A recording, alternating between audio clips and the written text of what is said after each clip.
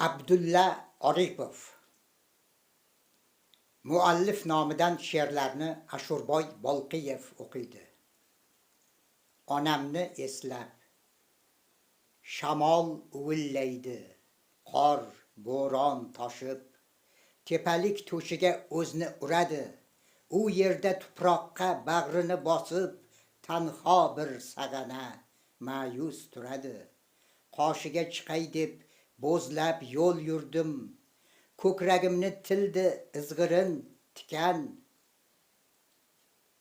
Netay onajonim, qancha odam ko'rdim, sendan yaqin kishim yo'q ekan.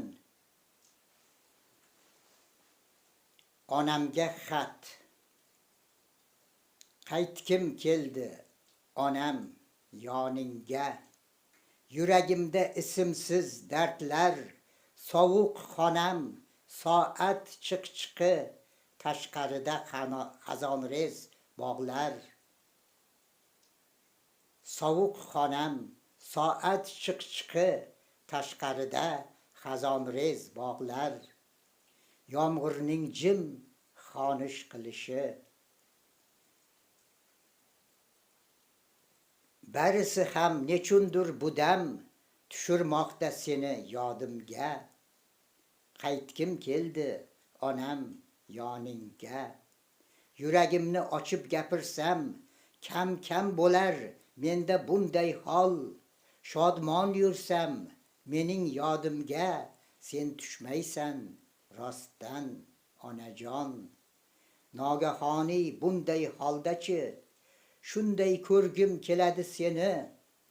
Aytsam senga bor gaplarimni, orzularim, hasratlarimni, yig'lab, kulib aytkim kelar. Ha, odamlarning qadru qimmatin anglamaymiz birga bo'lganda, ammo nogoh uzoqqa tushsak, yo tanholik hasratin cheksak, ba'zan shundoq odam zotining tirnog'iga zor bo'lamiz.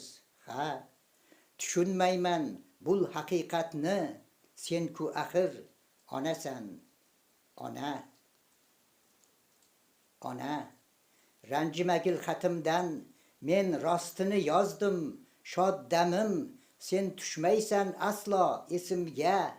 Ammo hayot o'zi bilaman, solar seni yodimga bot, ya'ni boshimizni doim ham ona bo'lib silamas hayot.